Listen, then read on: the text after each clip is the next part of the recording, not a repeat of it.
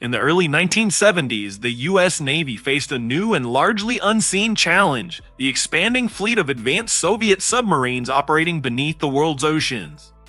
These vessels were fast, quiet, and capable of carrying long-range strategic payloads that could threaten U.S. interests from far offshore.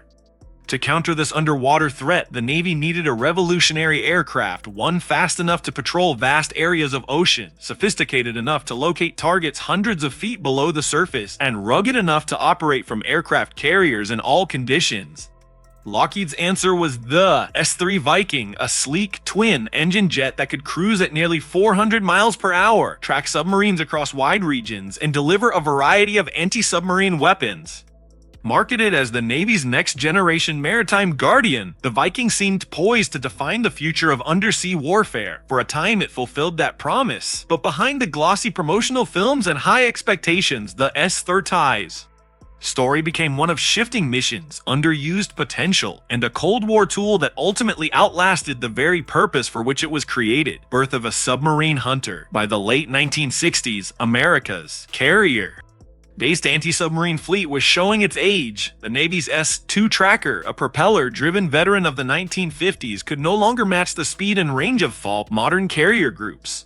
Meanwhile, Soviet submarines were diving deeper, running quieter, and moving faster than ever before. In 1969, the Navy challenged U.S. industry to develop a jet-powered, all-weather anti-submarine aircraft capable of long-range patrols from an aircraft carrier. Lockheed, working with Temco Vought, delivered the winning concept, designated the S-3 Viking. It became the Navy's first jet built specifically for anti-submarine warfare, a flying network of sensors, computers, and advanced systems designed to locate, track, and neutralize undersea threats in darkness or severe weather. When the prototype took to the skies in 1972, it stood out immediately. With swept wings, twin General Electric TF-34 turbofan engines mounted high on the fuselage, and a port four-person crew, pilot, co-pilot, tactical coordinator, and sensor operator. The Viking was compact, efficient, and highly capable.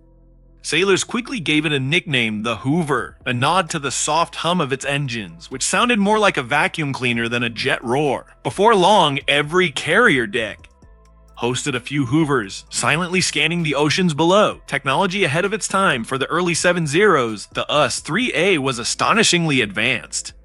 It carried an AN/81 magnetic anomaly detector boom to sense disturbances in Earth's magnetic field, the faint trace of a metal submarine below.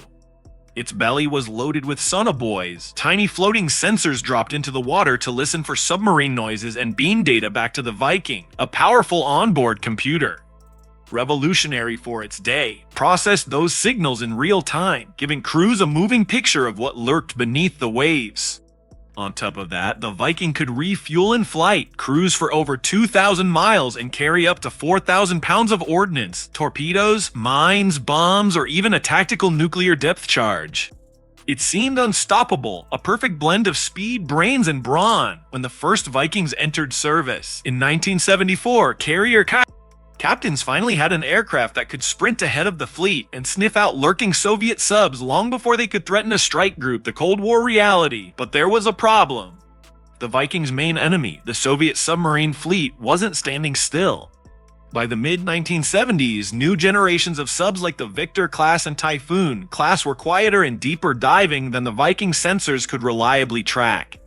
The Mad Boom, designed to detect the magnetic trace of a sub, worked best at low altitude, but flying low meant the Viking risked being spotted or shot at. The sonobuoys helped, but data interpretation was often messy. Worse, the Navy's own doctrine was shifting. Instead of using carriers to chase submarines, it was relying more on long-range patrol planes like the P-3 Orion, which could loiter for hours over vast stretches of ocean, and on nuclear attack submarines that hunted enemy boats directly. In this new strategy, the Vikings' role shrank. It was fast, but it couldn't stay airborne as long as an Orion. It was smart, but too small to carry the massive sensor loads needed for full ocean coverage. The Viking was becoming too specialized for a threat that was changing.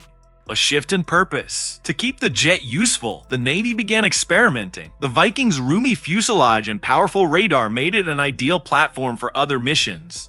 In the 1980s, Lockheed upgraded many airframes to the S-3B standard, adding the ability to carry harpoon, anti-ship missiles, laser-guided bombs, and advanced radar systems.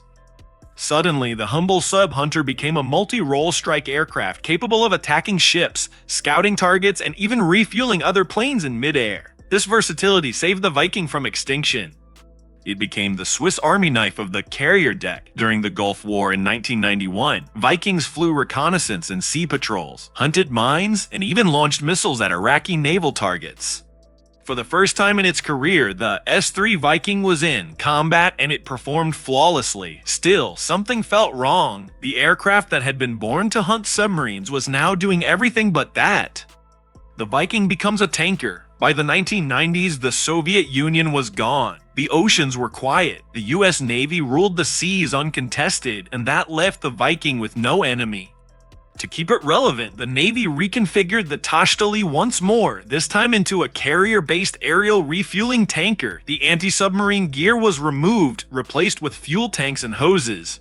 Crews who once stocked submarines now found themselves ferrying fuel to thirsty FA-18s. It worked. The Viking became an essential support aircraft, but the transformation felt like defeat.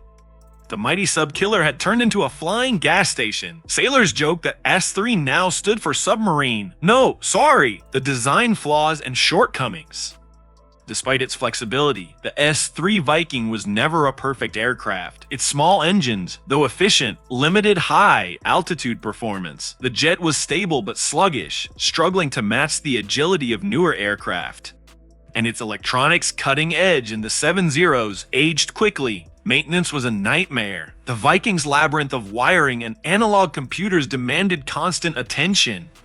Each hour in the air meant dozens on the ground in repairs and calibration, and worst of all, its mission kept changing, which meant logistics, training, and parts supply never stabilized. To some, the Viking was a victim of bad timing, a Cold War masterpiece that arrived just as its war ended. To others, it was an expensive lesson in over-engineering for a threat that disappeared. Moments of glory. Still, the Viking had its triumphs. In 1901, a pair of Surfties tracked and shadowed the Soviet carrier Kiev in the Mediterranean, proving the aircraft's unmatched surveillance ability. In 1999, during Operation Allied Force over Yugoslavia, an S-3 from the carrier USS Enterprise achieved an unlikely distinction. It fired a laser-guided Maverick missile that destroyed a Serbian patrol boat. It was one of the few air-to-surface kills ever recorded by a Viking, and in 2003, as the Iraq War began, S-3s again flew combat missions, some of their last. Then came one last brush with fame. In 2003, President George W.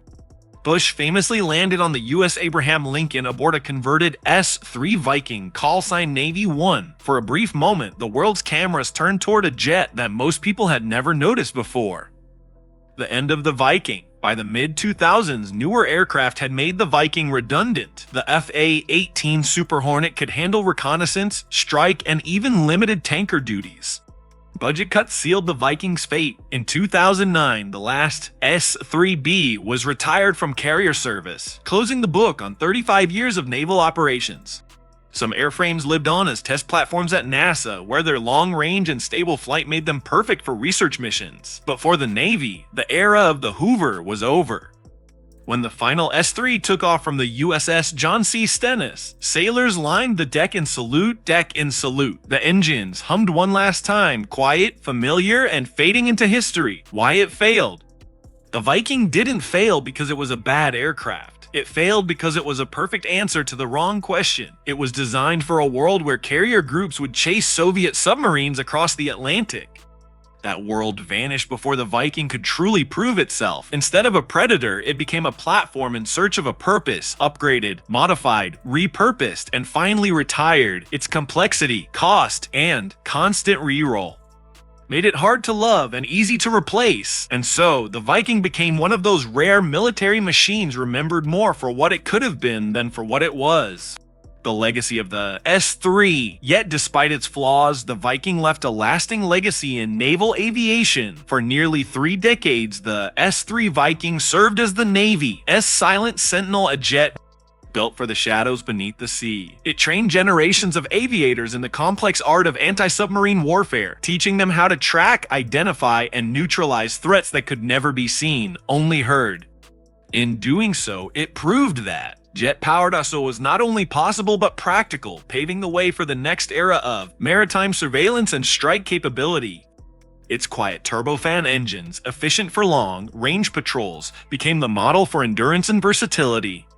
Today, a few S-3 Vikings sit in museums, their gray paint fading, their noses still bearing the names of long-gone squadrons.